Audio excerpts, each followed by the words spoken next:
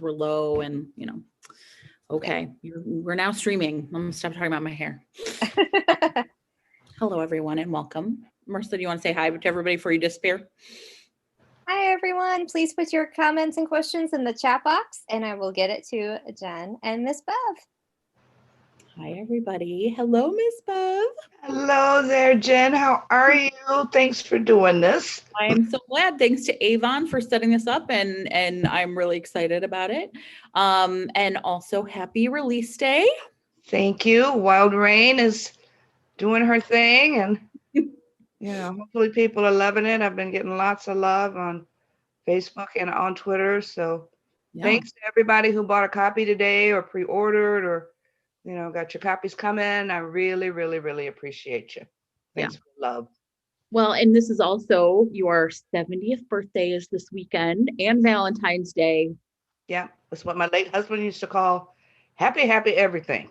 Well, Valentine's Day. Let me just throw a book release in this week. Why not, right? Yeah, right on. So looking forward to that. Yeah. So I have a bunch of questions for you. We'll see if people have questions from the chat, but I thought we'd start off just actually by talking about something really cool that happened today with Wild Rain, which is the New York Times featured Wild Rain as, I think, the first single title romance review. I was amazed. I was like, oh my God.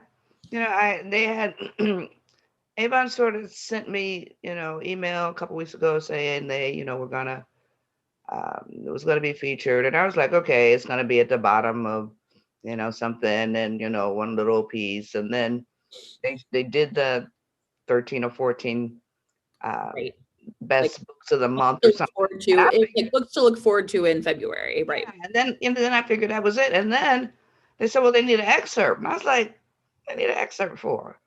So I sent one and they said, okay, this one isn't long enough. And I'm like, huh? Long enough for what? I know. So I was blown away. I mean, I don't ever remember seeing them do a romance like that before. And I could be wrong, we'd have to ask somebody. No, I think that was, I mean, we could go back into too bad Steve Amidon's not here to answer for us. But I mean, certainly we've seen romance coverage in lists or, sort of 3 or 4 books in columns, but to have a single title, I thought that was really cool. So, and Carol's review was just amazing. I mean, she's got a really, really way with words. Yeah, my agent said. So I bow to her.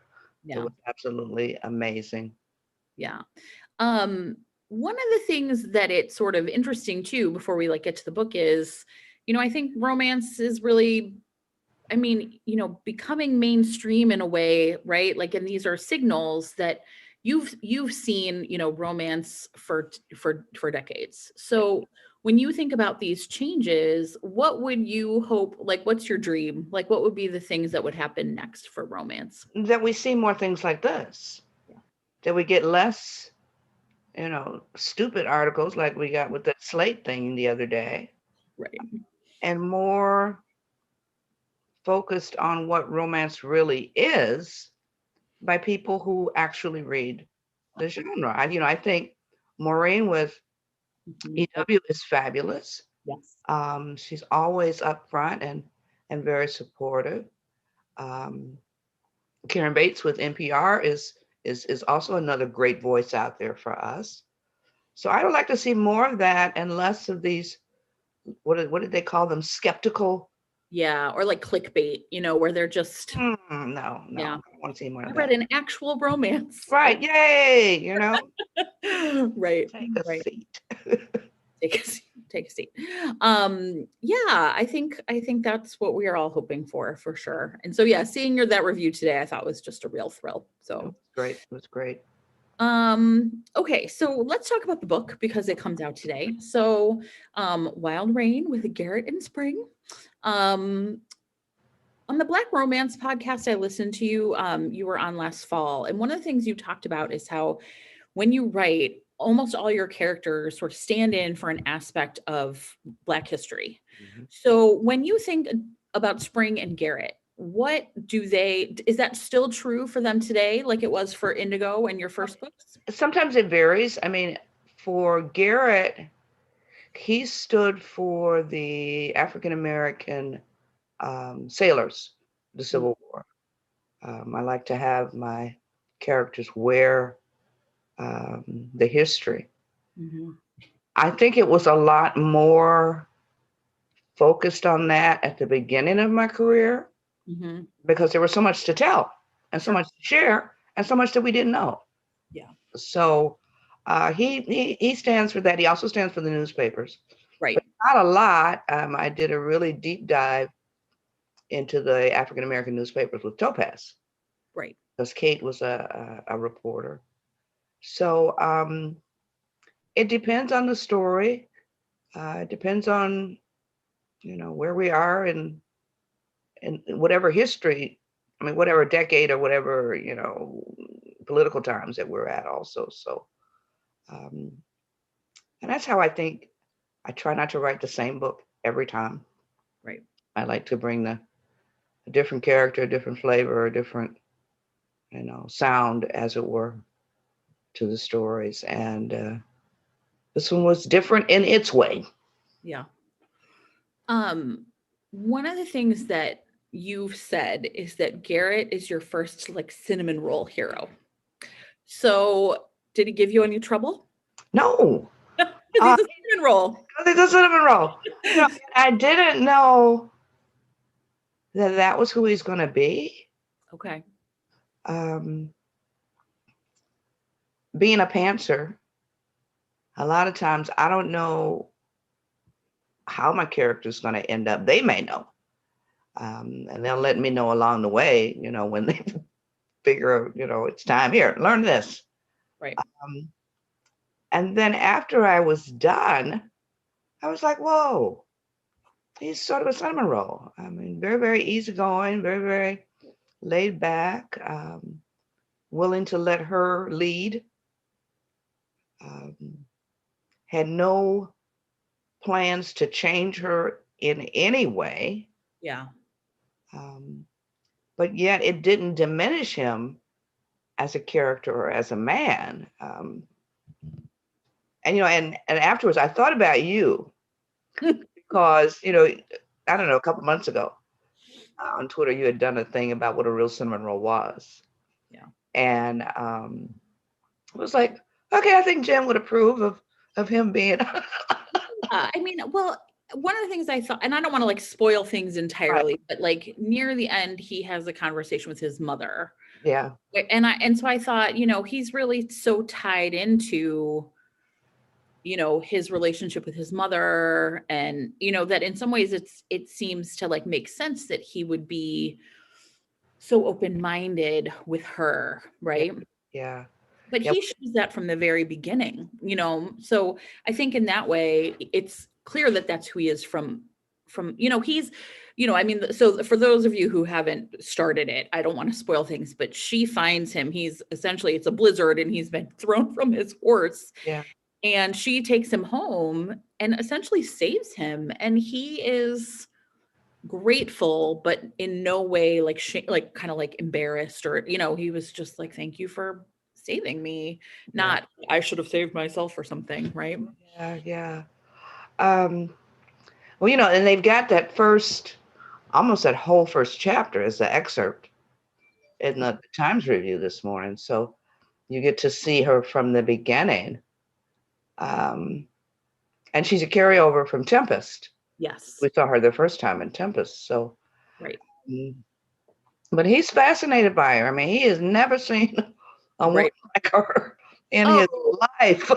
Yeah, like there's a part where she talks about like going to get whiskey, right? Just go in and get a whiskey, and he's like, wait, what? And, he has to ask a series of questions, like, wait, how you do what? Yeah. And she can tell. It's what's interesting though is she can tell he doesn't understand, but she also senses that it's not coming with like a sidecar of disapproval. Right. And I think that's why they are so, sympathetic towards each other. Yeah. They complement each other very well, I think. But yeah, you know, that first that first few days when he's with her, I mean, she's just constantly just rocking his boat, and he's like, whoa, whoa, whoa. Yeah, it is. It's amazing. Well, so you mentioned, I mean, already I have a couple things I want to follow up on. So you mentioned that she was first introduced in Tempest. And in the afterwards, you say that, like, fans really wanted her story. Mhm. So what happens, like, did you envision that she would have her own story, or is it that fans have that push on you? Well, They it were was thinking about Rhine, or what do they think? yeah, the Rhine Winers, yeah. It's a little bit of both. I when we did the series, I had no idea who the women were going to be. Okay. I don't know who number 3 is going to be either. Um, but I knew enough about Spring to be able to write her story. Because sometimes, the readers will ask for someone, a side character, to have a story. I don't know enough about their backstory in order to present it in a way that would be of value. But Spring told us enough about herself and Tempest, with how she got her job and what she had to do to get that job, and all of that. And I was intrigued also. Yeah. Um, and it was one of those things where I didn't know she was going to be in the story in Tempest. It's one of the joys of being a pantser. People just show up and start taking over. Uh, so putting her story together and already having the background in the town made it, really, really easy. Now I have clamoring, after Tempest was for Lovey, Mm, the Irish saloon owner, so right. maybe that as a novella or something. But yeah, they do have an influence on me Right. sometimes. Yeah. Um, One of the things I was thinking about as I was reading today, like kind of, rereading, is you have never shied away from putting, real people's real, like what feels like real stories on page, including trauma and tragedy. But Mhm. your characters are never victims. Yeah. So what advice would you have for authors who are, because what would you recommend, what advice would you have for authors about how to do that? How do you give people real backstories that aren't just like sugar and spice, maybe, but where you're just like, these characters have their dignity and their worth, they're not victims. Yeah. I don't, I don't know. I really don't know. I mean, I just write it. I think if you be true to your characters, um, give them pain, Yeah. because none of us go through life without it. Right. It comes in different forms. It comes in different degrees. It comes from different people. Mm-hmm. So if your character, you know, you look through their background, you look through the relationships with other people in their circle, you look at their hopes and their dreams, and you sort of throw all of that in a pot, and you stir it up and you put it on the stove, and you let it cook for a little bit. But I try and make, because basically you're playing God Yeah. when you're putting the characters together, and they have to be as real, to me, as real people are. Yeah. And like I said, we none of us go through life without pain. So I mean, and it doesn't have to be over the top. It just has to be this person's story. And to make it different, you have to realize that we're all different. Right. Well, and it's also, there's time in between. She talks about how she dealt with it when it was happening, but now she's in a different place. And I think that, it's interesting though that, you know, Garrett like kind of, well, he's a witness to some things that like give him some hints about what happened. Yeah. And then he is able to ask her. And I think, you know, like the way it plays out is also really interesting because, you know, even in the revelation of her own past, she gets to decide, right, how to do it. Yeah. So, Yeah. She, you know, her story to tell. yeah. You know, it wasn't, you know, and I think a couple of characters say that, you know, when he's sort of curious and when he's in the diner with the sheriff Mhm. after the craziness at the salon with Ketchum. Yeah. And he says, well, you know, what's happened? And he said, you know, it's not my story to tell. Right. It's her story to tell. So, Well, and I was thinking it's, you know, it's not just that he's a cinnamon roll then, but that he's a newspaper man, like a story person mhm, himself, that's what makes him such a good fit for mhm. her in that way, Yeah. right? He Yeah. deeply respects stories. Yeah. Yeah. And he's very curious too, Yeah. and very respectful Hmm. how he approaches um, the people that he's interviewing. So Yeah. they were a good pair, a good pair. Yeah. One other thing, when I was listening to you on the Black Romance podcast, and if people haven't had a chance to listen to it, it's really terrific. It's really interesting. Is you talked about someone named Dorothy Sterling, Mhm. and that do you want to? So she talked about like sort of 3 ideas. Do you want to talk about her? Or yeah. She's a historian, Mhm. um, and I'm not sure of her race. Okay. I guess I could probably find out, but you know, it wasn't important to me. What was more important to me was her scholarship. And the book that Jen is referencing is "We Are Your Sisters: Black Women of the 19th Century," and it is a compilation of diary excerpts, letters, history. It's an amazing book. I discovered it at the beginning of my career. And one of the things that she says is that African American women in the 19th century had 3 gifts. Um, one was that they worked. Mhm. Of course, they worked if they were enslaved, and if they were free in the North, where there was, you know, thousands of people free in the North. Philadelphia had the largest number of free Black people. The women also worked because the way society was set up at that time, African American men were not allowed to have, you know, basically they were all menial jobs. So they, Mhm. you know, weren't paid a lot. So the women in the household had to work in order to put food on the table. The second gift was their commitment to the community. Mhm. Um, very, very supportive of their communities. They took care of each other. Um, there's a group in Philadelphia tied to Mother Bethel called the Daughters of Africa, who and these women were washerwomen and domestics.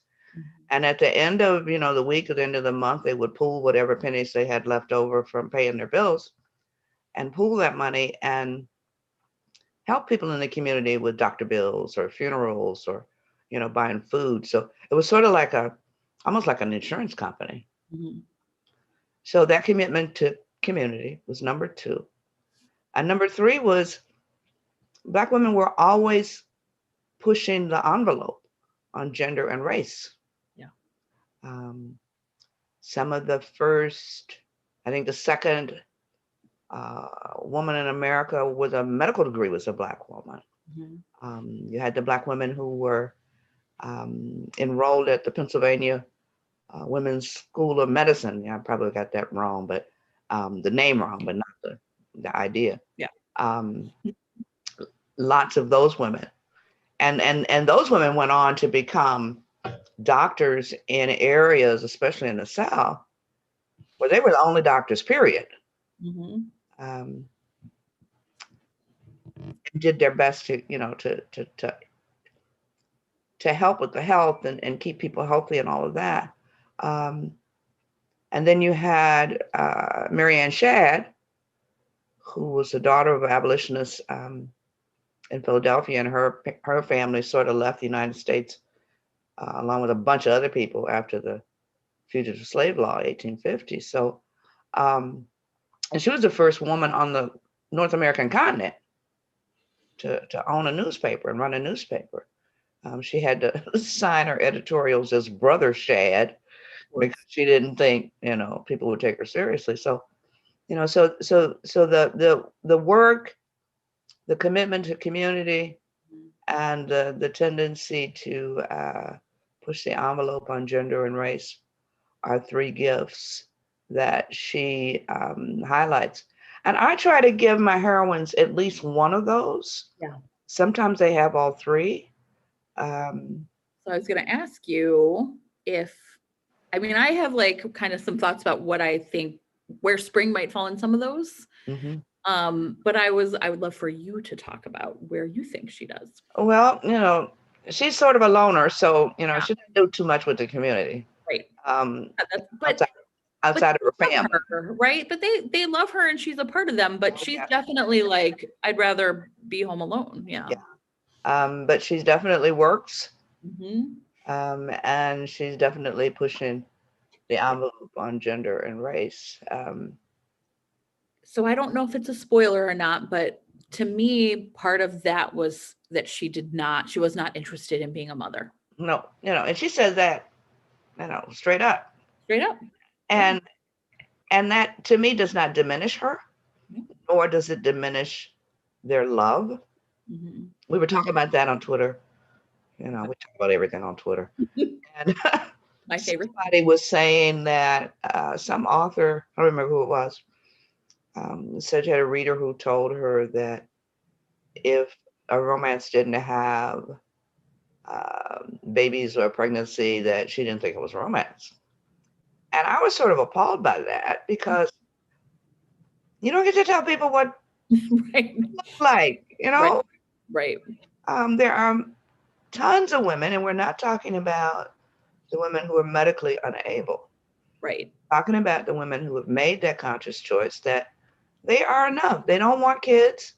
I talked about this on my Facebook page, months ago. And I remember one of the ladies, a couple of the ladies were saying, that's me, Miss Bev, I don't want kids. And one of the women said, well, don't you ever get the urge? And she was like, no, urge. I want kids. Yeah. And there is nothing wrong with that. Right. And I don't think we see that a lot in romance. Yeah, I agree. That there are women who were, who I don't need kids. Right. And there's nothing wrong with that. So I would like to see, we're talking about where we want romance to go.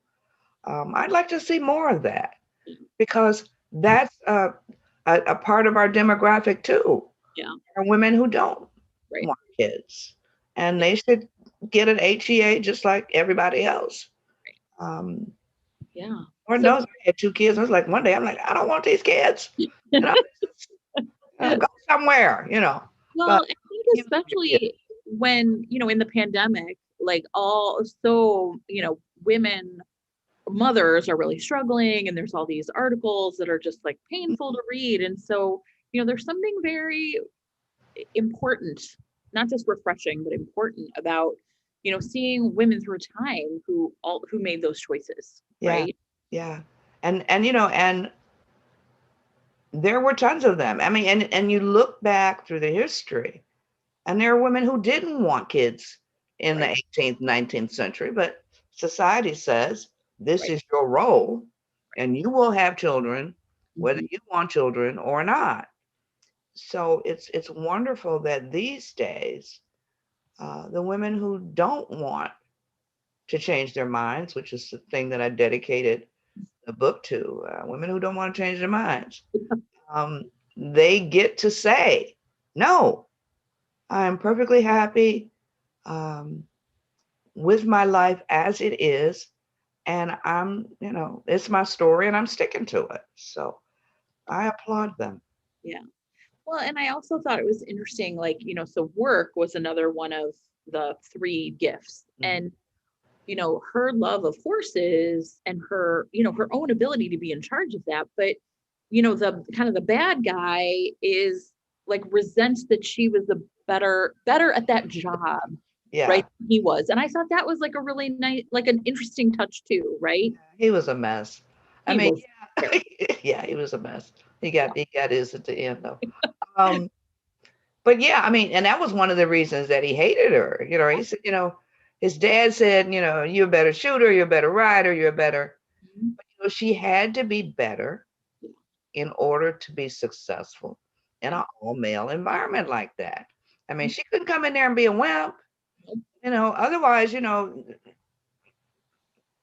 already hated it. And didn't have a real good sense of herself for having been in that situation. So she was like, okay, I'm gonna be a badass. I'm gonna be the badass, person here. Yeah. And fuck them if they can't take a joke. So amazing. That's great. I loved her. Yeah, I loved her.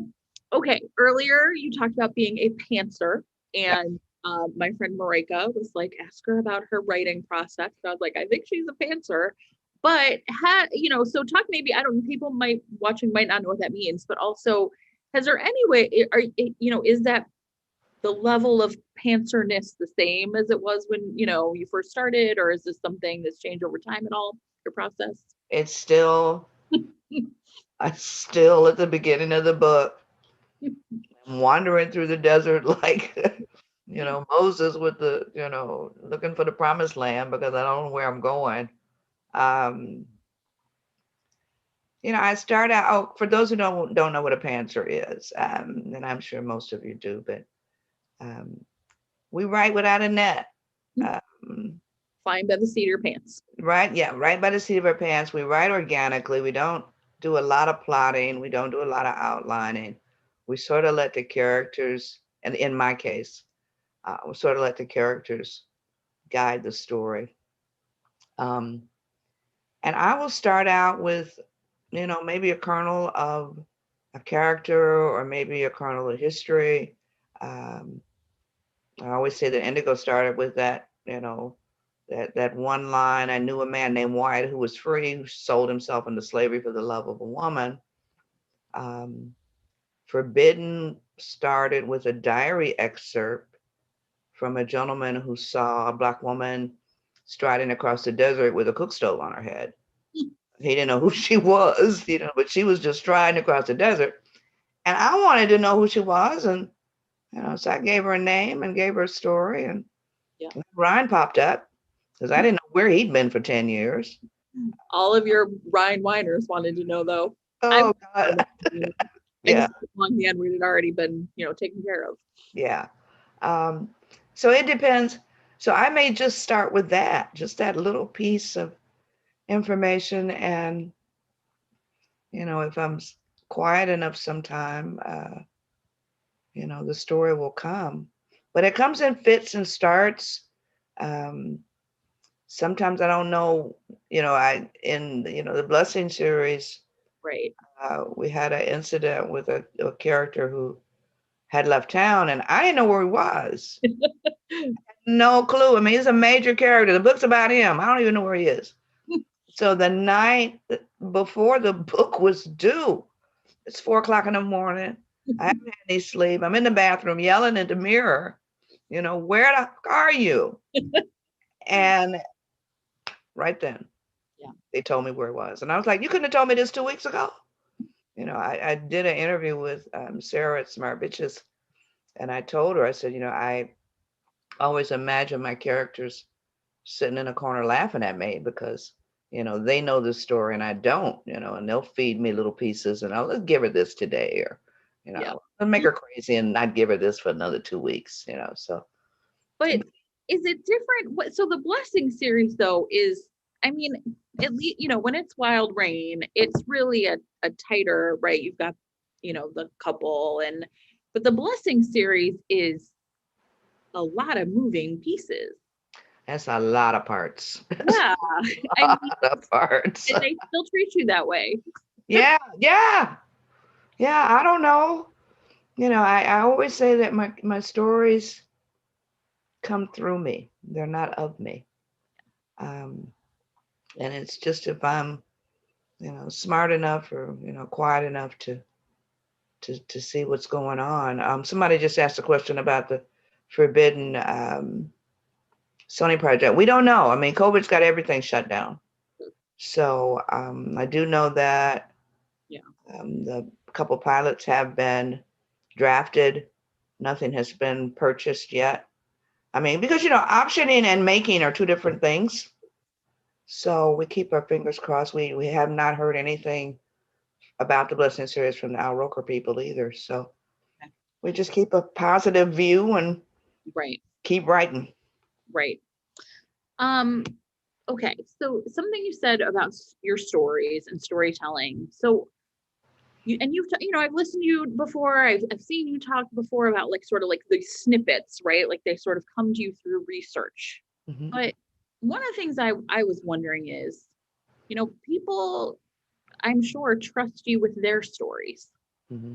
So have you ever incorporated like personal stories from people who have, okay.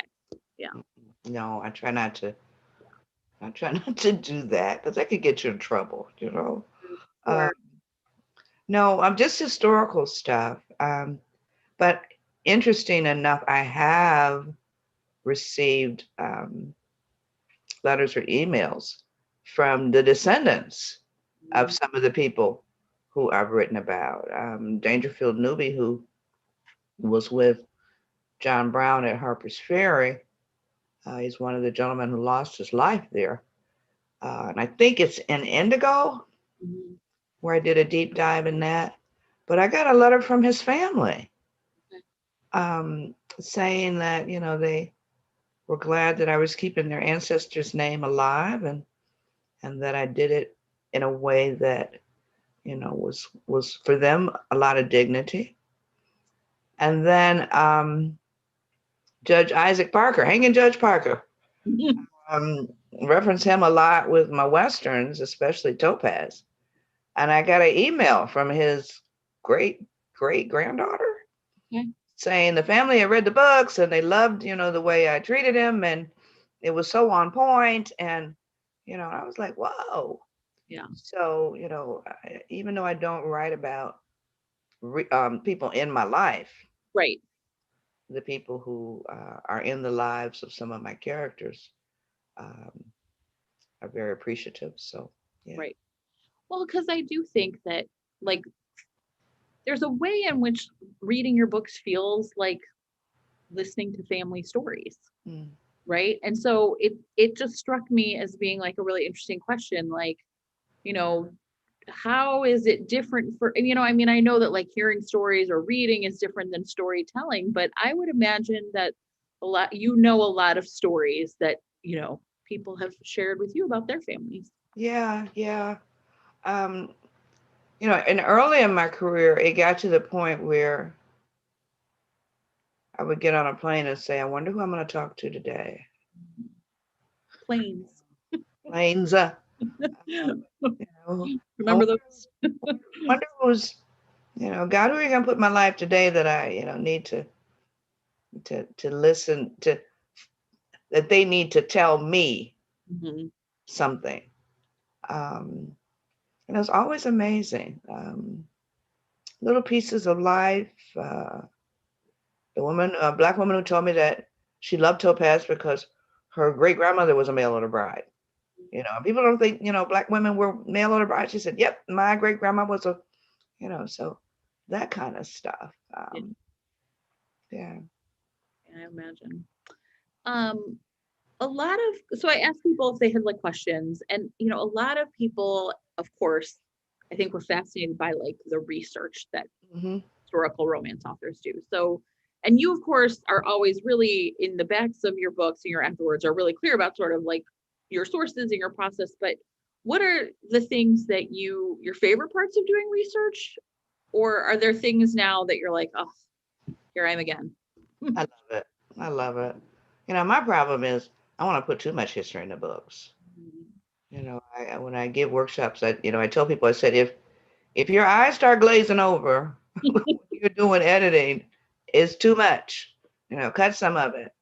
I remember when I did Night Song, and I was talking about the flute that the Native men used to, a lot of different reasons, but they also courted with those. Yeah. And so I have a great book on Native American myths and legends, and I talked about the bird and how it started, and then it went on and on. It was like 3 pages. And when I did the editing, I was like, this is too much. Nobody's gonna want to read this. So you edit ruthlessly, and it turned into like four sentences as opposed to 2 paragraphs. But I love the history. I mean, I love going down the rabbit hole. I think we were on Twitter months ago when I was doing Rebel, and was looking for frog sounds. I don't know. It's like, you try and put those little pieces. She's out on the back porch and she could hear frogs. That kind of thing. And you want to know what the frog sounds sound like. Yeah. And so I was really, deep. And while down there, ran into this black man who had a circus. So, you never know what you're going to run into when you're down there, looking for nuggets to put in your books. Do you ever, do you only do internet research now, or do you still like go to the library? And I have so many books in my house.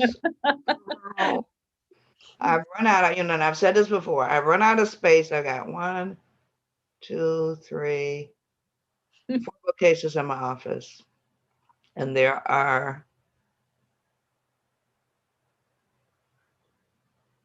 6 piles that are almost waist high in the hallway. And I keep buying books.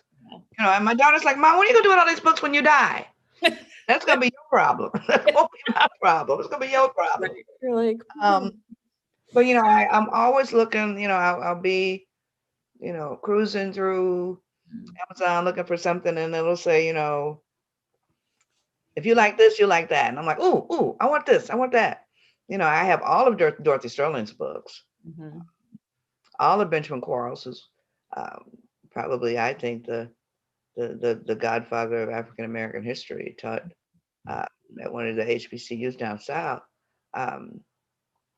And his scholarship is just amazing. So all of his books, libraries have just sort of thrown away. So I, been picking those up.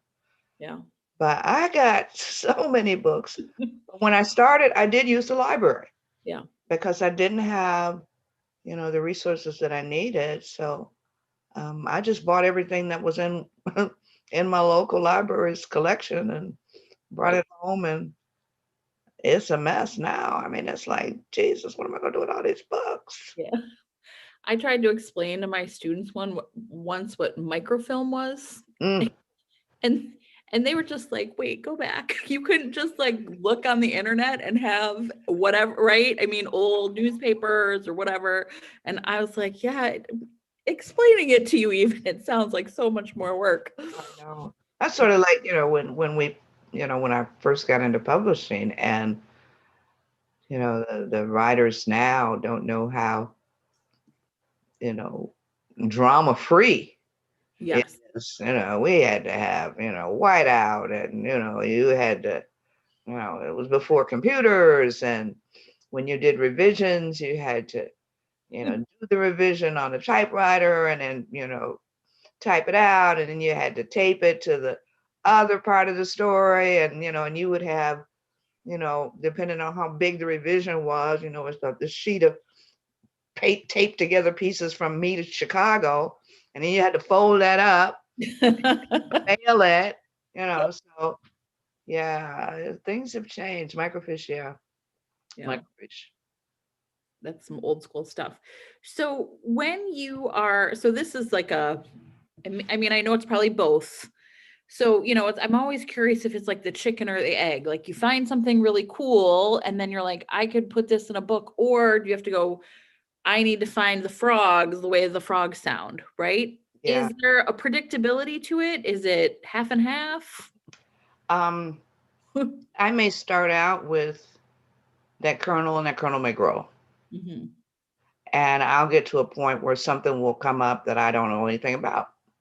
So I will stop what I'm doing. Mhm. I will do whatever the necessary research is, get what I need from that, stick it in the story, and go on.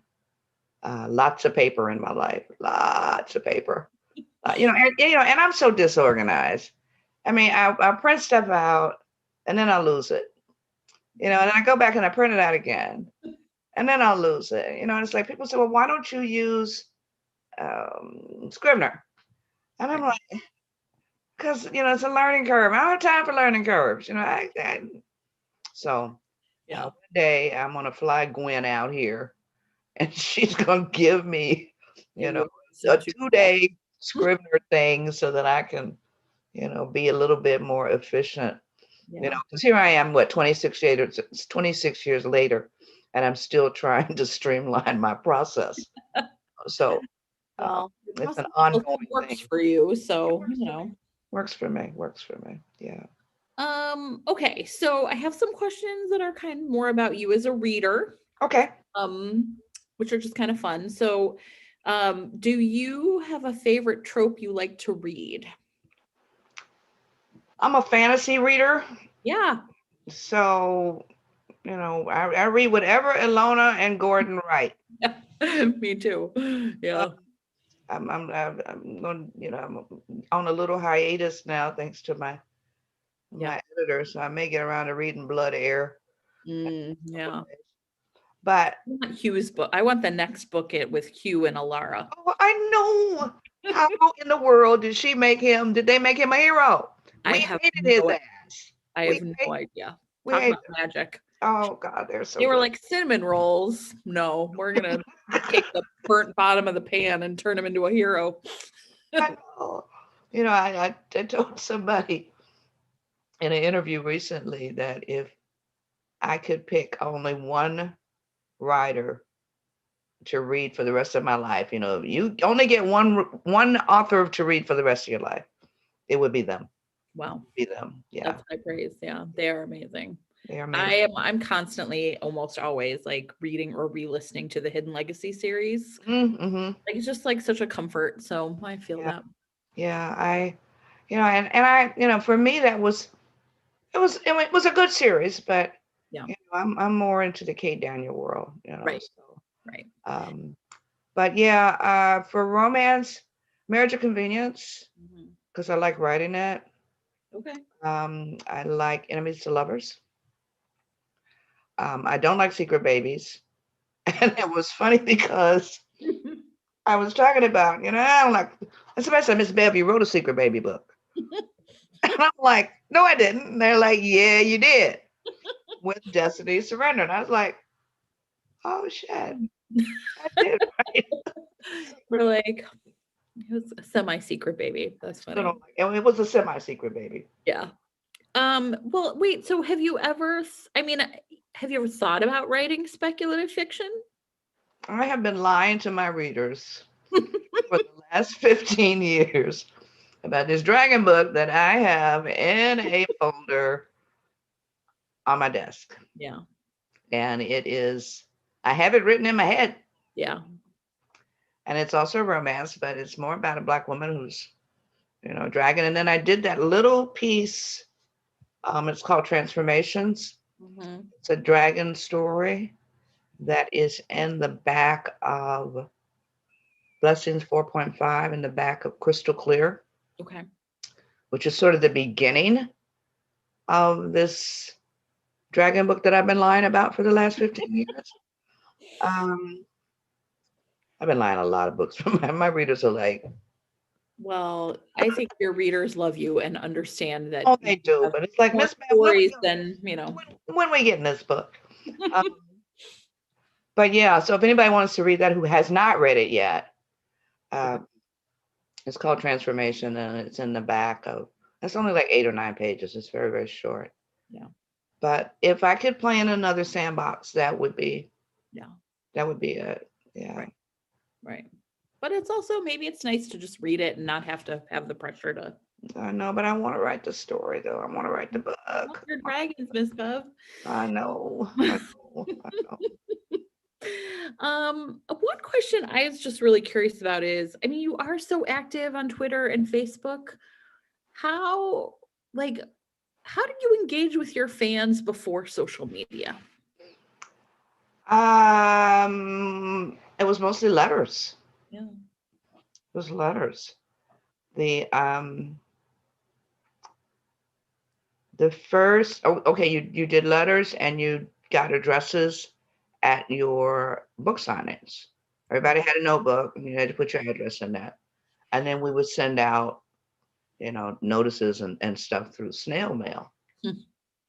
And when I told the ladies who, Gloria and Ava, who were the founders of my original fan club back in the mid 90s, mid to late 90s, that I wanted to have a pajama party for my Right. kids.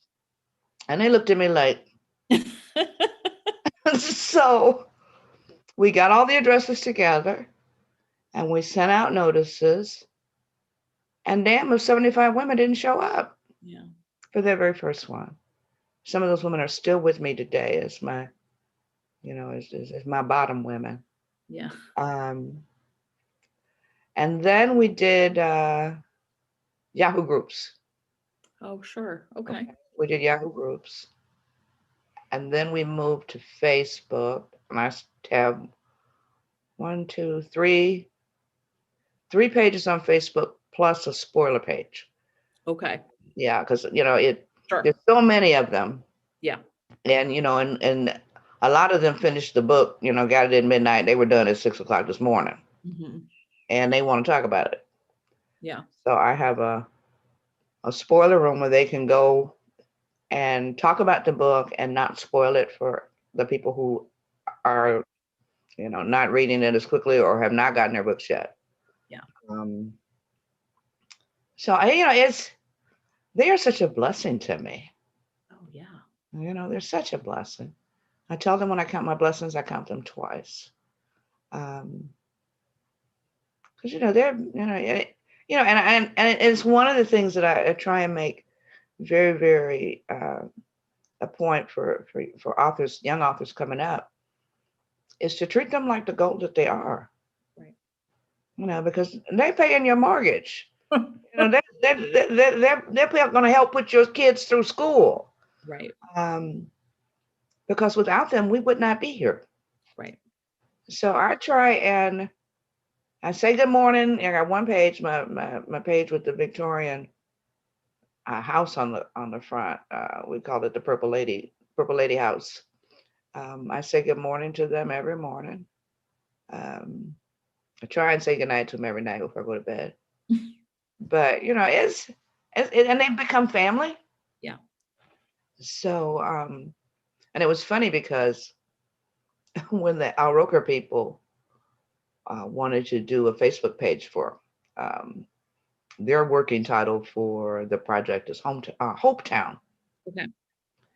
And so they were like, okay, well, we're going to start this, Facebook page and, want it to be organic and all that. And I said, well, you're going to get 2,000 people the first day. And they didn't believe me. Yeah.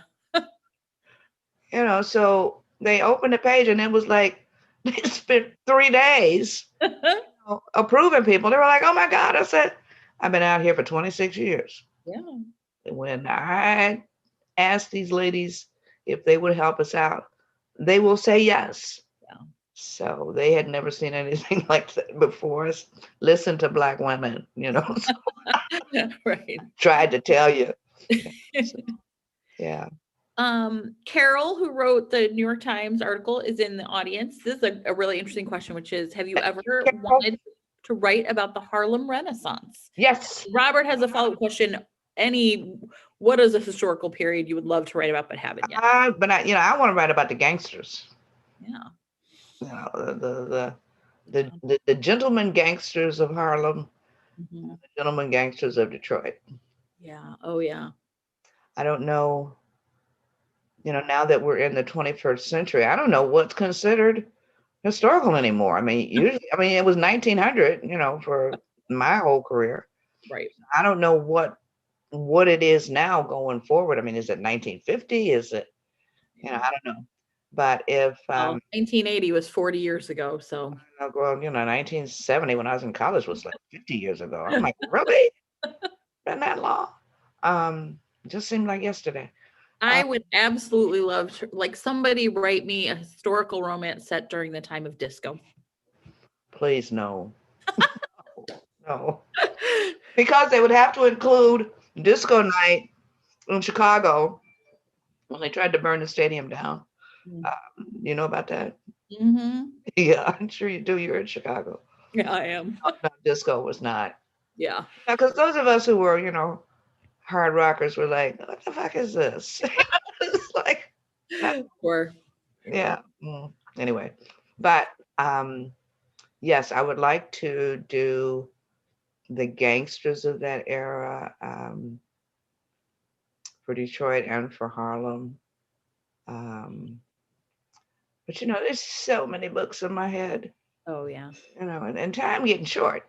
Yeah. So it's like, next, I need a next lifetime. I need, it's Erica Badu, I see you. I want to see you next lifetime, so yeah, we'll see. All right, Miss Bev, what's been getting you through this pandemic? Any recommendations you have for everybody? I'm just sort of chilling. Whatever. Yeah. Just chilling.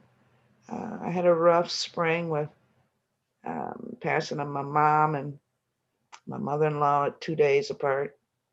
And then just writing. And I got to the point yesterday where we're just like, Yeah. just gonna pull this book, and let you try and catch your breath. But I did manage to plant. I can't wait for spring because I planted like 1,000 bulbs. Ooh, nice. I got all kinds of stuff coming up in the garden. But I have been getting my groceries delivered. I mean, the pandemic is my life. Yeah. This whole lockdown thing is not different for me, except there's so many people dying. That's the difference. But I'm in the house alone. I get my groceries delivered. My daughter said I don't go anywhere but church and the grocery store. I'm a little old lady. But I've been writing, maybe not as prolifically or as quickly as I would want, but that's the only thing really that we as writers can control, in my opinion, is what we write. And we can make it, the world a better place from what we're writing, even if we can't control what's going on outside the door. Right. But yeah, I'm tired of it. Yeah. I'm kind of sick of wearing a mask. Yeah. Being over 65, I got to notice that, I'm eligible for the vaccine and I am going to get, but I'm like, I got too much to do this month. I can't afford to be. Yeah, you have like a thing every night. You're a busy woman. I'm a busy woman. So I'm going to get vaccinated in March when the calendar is sort of freer. Yeah. Because I can't be knocked out for 2 days of, you don't know what the side effects will be. Some people have been, no side effects, and some people have been on their back for a day and a half. So I'm going to wait till March and get my vaccine and see what happens. Hopefully, the numbers in Michigan have come down a lot. I mean, we've been doing, thank God for Governor Whitmer. Yeah. Even if those idiots tried to kidnap her. Oh, that was a lot. So they could go play boat, so they could go bowling. It's like, no. Yeah. Miss Bev, do you remember an old TV show called Inside the Actor's Studio? Do you remember that show? Okay. Remember at the end, he always asked the same 10 questions? Okay. I love those questions. I'm going to ask you those 10 questions. Okay. All right. Inside the writer's studio. Okay. I did not make up these questions. I forget the guy's name. James Lipton. Right. James Lipton. He was always very serious. I'm not sure I'm going to really sell, but they're fun questions. Okay. Miss Bev, what is your favorite word? You don't want to really know. I do. We want to know. Probably fuck. Me too. Fine. Okay. But you What can is use it in so many different ways. I know. What is your least favorite word? Hate. Hmm. What turns you on? A good story, good music, good food. What turns you off? Hate. What sound or noise do you love? Led Zeppelin playing Kashmir. Not disco. Fine. What sound or noise do you hate? Mobs using the N-word. What is your favorite curse word? Fuck. It's fine to say it twice. It's that good. What profession other than your own would you like to try? I would really like to be a carpenter. You know, I like working with my hands. I got a lot of tools and stuff. I want to be able to make more bookcases because I need them. They're probably cheaper if you make them yourself too. Yeah, I know. What profession would you not like to do? I couldn't be a teacher because they're not respected enough. They're not paid enough, even though they are the most valuable profession, I think, because they're raising our kids. Well, thank you. You're As a teacher, thank you. If heaven exists, what would you like to hear God say when you arrive at the pearly gates? You did your best. You did your best. Well, Miss Bev, it was a true honor. Aw, you were great. I had a good time. Um, I've been looking forward to this. Me too. I don't think you and I have had a very extended conversation before. It's such a pleasure. Yeah, but this was awesome. Come on, fated mates. We talked about it once, and then it was like KissCon, and nobody saw each other. But Yeah, yeah. But we'd love to thank have you. you. And I thank Love Sweet Arrow. And Yeah. you know, I had signed 50 Yeah. books. Embedded in those books, one book on a page that we will not disclose, a gold star. It's not on the cover, it's not on the back cover, it's in the story. You find that gold star, please let the ladies that love Sweet Arrow know, and you will have to give them the page number. I wrote it down so that I would not forget. And I will call you and we will have a nice little 15-20 minute conversation. That's so nice. As my way of saying thank you to my readers for supporting this book. So look for the gold star. And I hope everybody enjoys the books. It's wonderful. So yeah, time to read, everybody. I tried not to spoil anything. Thank you, Miss Bev. I think Marissa's going to come back on and like turn us all off, but Okay. I know you have a bunch of other events. Where can people, if they just can't, Tomorrow, don't have time to tomorrow I'm in San Diego. So there you go. A little warmer there. it's gotta be. It has to be. I just got a link I can use today. So I will post that. What time is it? 9:00. I'll post that in a little bit. I have not had anything to eat today. I had soup at like 11:00 this morning. And a handful of Cheerios at 6:00. I'm gonna eat some dinner because if I don't, my ladies will yell at me and threaten to spank me. I'm gonna eat some dinner and then I will post. And I think it's posted on Twitter right now. I think I saw it in passing a bit ago. So San Diego, the Escondido, I think that's how you pronounce it, library, and courtesy of the great ladies at the Rip Bodice. Nice. Are the vendor of record. So I'm looking forward to being there tomorrow. Wonderful. Thursday, where am I? Thursday, I'm in Lansing, Michigan with the Capital Area District Library. So lots of places to be. Well, have a happy birthday this weekend. Oh, yay. Thank you. I'm not going to do anything, probably sleep. Yeah, I bet. I got a speech to write too, so I'll probably work on that too. So, but hey, it'll be good. Thank you Good. so much. No, thank you.